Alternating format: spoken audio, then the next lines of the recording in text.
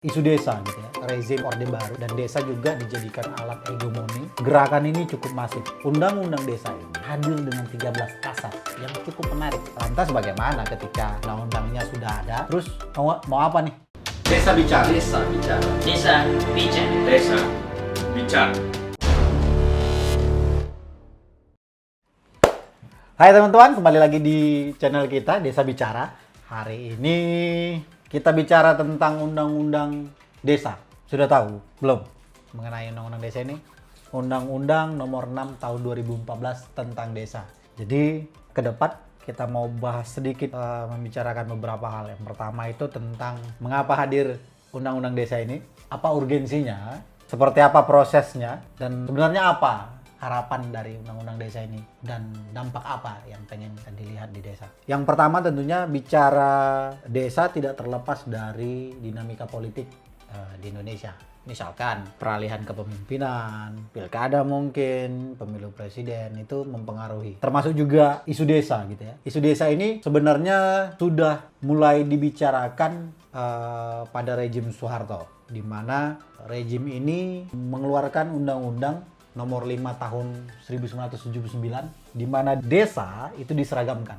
Jadi yang awalnya dulu di zaman Soekarno, desa itu juga memiliki otonom gitu ya. Tapi kemudian di pemerintahan Soeharto, desa diseragamkan. Makanya misalkan penyebutan desa itu jadi seragam. Padahal di Sumatera Barat misalkan ada nagari, mungkin di wilayah-wilayah Kalimantan ada sebutan sendiri kampung atau desa adat begitu ya. Nah, urgensi undang-undang desa ini hadir tentunya berkaitan dengan tersumbatnya saluran-saluran informasi, partisipasi masyarakat di desa yang tidak bisa dipenuhi oleh pemerintah pusat begitu. Maka Undang-Undang Nomor 6 Tahun 2014 ini punya harapan besar terhadap kemandirian dan upaya pemberdayaan masyarakat di desa tentunya. Nah, undang-undang ini sendiri sekaligus penyejuk lah ya.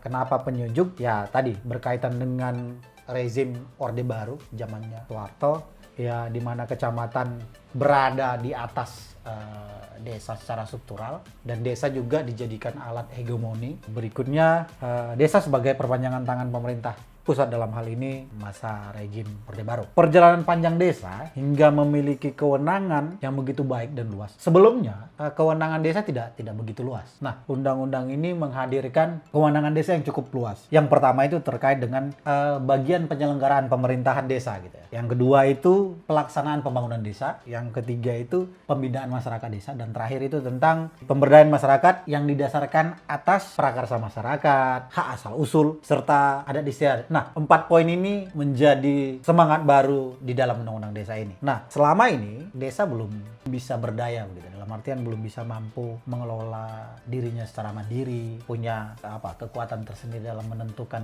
sikap dan pilihan sesuai dengan asal usul misalkan. Nah, itu yang tidak terdapat di undang-undang yang baru. Hal ini juga undang-undang desa didorong dijadikan isu nasional oleh teman-teman gerakan sosial pada masa hadirnya Undang-Undang 32 2004. Gerakan ini cukup masif gitu ya. Karena ada beberapa saluran-saluran demokrasi di desa tidak terbuka gitu loh. Wah, demokrasi di desa juga mandek. Nah, maka ketika saluran-saluran berdemokrasi ini cukup terbuka dengan luas, maka pilihannya ya desa mempunyai semangat untuk bagaimana memandirikan dan bisa diwujudkan pemberdayaan masyarakat yang adil bagi seluruh rakyat Indonesia misalkan. Nah, itu menjadi core penting isu desa ini.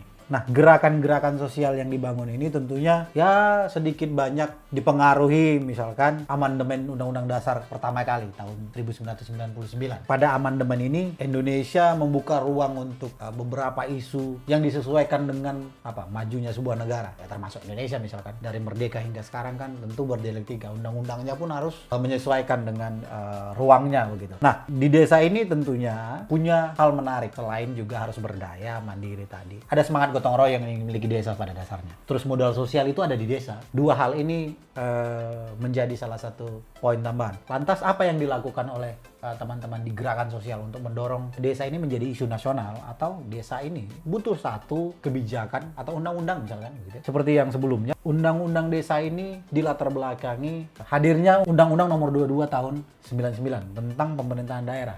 undang-undang ini menjadi cikal bakal tentang otonomi daerah. Nah, di dalam otonomi daerah ini memuat satu hal penting, bagaimana juga daerah itu bisa otonom. Ketika daerah otonom, maka struktur lainnya seperti desa diharapkan juga punya hal yang sama. Tapi ternyata Undang-Undang 22 tahun 99 ini tidak memberi ruang yang cukup besar terhadap isu-isu desa begitu. Teman-teman di gerakan sosial ini membuat satu kajian yang cukup ramai diperbincangkan agar bisa didorong menjadi desa itu menjadi isu nasional. Selanjutnya ada peluang perubahan Undang-Undang 22 tahun 99 ini dirubah menjadi Undang-Undang nomor 32 tahun 2014 tentang pemerintahan daerah. Nah, di dalam Undang-Undang 32 ini ada 3 poin penting. Yang pertama itu tentang pemilihan kepala daerah langsung. Yang kedua tentang desa. Yang ketiga tentang tata kelola pemerintahan daerah. Nah, ketiga hal ini jadi poin penting. Maka peluang ini kemudian dimanfaatkan cukup baik oleh teman-teman untuk menaikkan isu desa. Nah, hal ini kemudian direspon juga pemerintah saat itu, Pak SBY pada masa itu mengeluarkan kebijakan untuk mendorong Undang-Undang 32 ini dibagi menjadi beberapa bagian.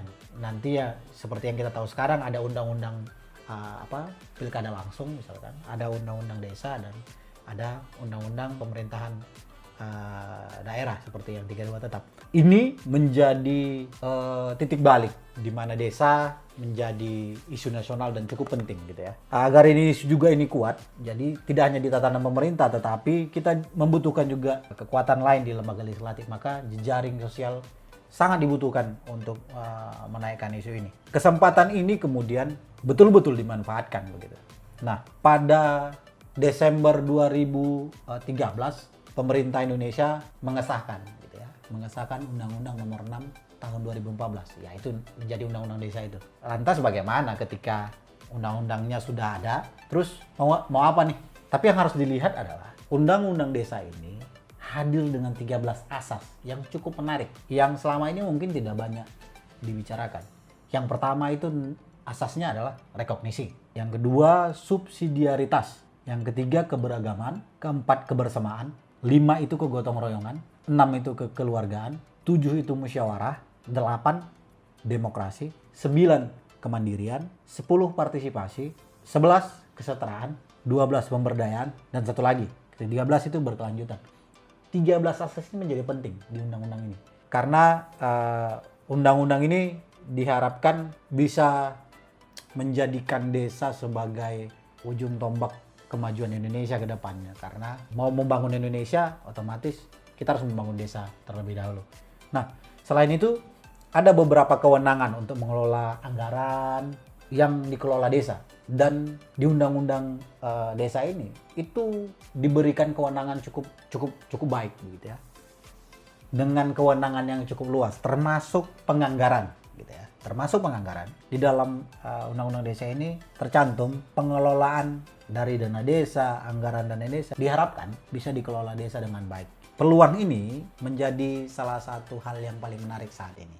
Karena mungkin teman-teman tahu banyak sekarang gitu ya, aparatur pemerintah desa harus ditahan gara-gara pengelolaan anggaran misalkan, atau ditangkap lah ya dengan perkara korupsi dan segala macamnya gitu. Nah, harapannya undang-undang ini tidak menjadi momok tersendiri, tetapi ya baru saat sekarang ini kemudian undang-undang desa memberikan kewenangan yang luas bagi desa begitu. Dalam artian harusnya ini bisa jadi momen yang menarik untuk aparatur pemerintahan dalam hal mengelola desa bisa transparan, partisipatif, sesuai dengan 13 asas tadi yang dimiliki undang-undang desa. Berdasarkan kewenangan yang dimiliki desa, seperti diamanatkan undang-undang ini, tentu harus ada hal positif yang bisa kita dorong ke depannya gitu loh. Oke, ada kebablasan pengelolaan keuangan misalkan. Tapi kemudian saya yakin di beberapa desa di Indonesia, undang-undang desa ini menjadi hal yang paling menarik dan hal positif. Nah, itu yang penting. Jadi harus berimbang juga, kemudian harus adil juga dalam melihat apakah undang-undang desa ini baik atau punya dampak buruk begitu. Maka tidak ada pilihan lain selain mengawal undang-undang desa agar bisa dipraktekkan, agar bisa bermanfaat tidak hanya dalam pengelolaan pemerintahan, tetapi juga dalam pengelolaan anggaran, dan punya dampak pada pemberdayaan masyarakat. Poin-poin ini harus terus dijawab oleh pejuang-pejuang desa tentunya. Maka kita harapkan pemerintah pusat pun harus melihat bahwasanya praktek undang-undang desa dari 2014 sampai dengan sekarang 2020 baru 6 tahun begitu. Jadi kita juga harus memberi ruang dan solusi terbaik bagaimana kemudian undang-undang ini bisa dimanfaatkan untuk kepentingan masyarakat gitu. Karena selama ini kita tahu terkadang kebijakan di nasional atau di pusat itu tidak berdampak cukup baik di desa gitu.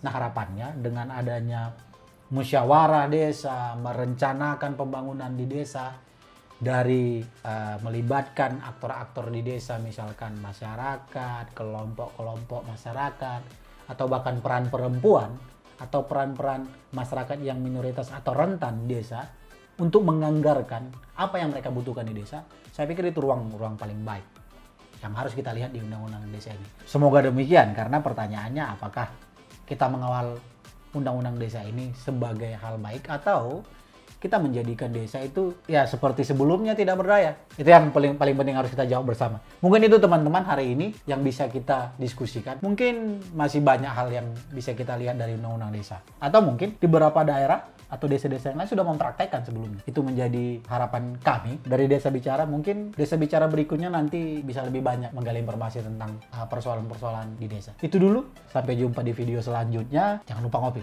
Oke?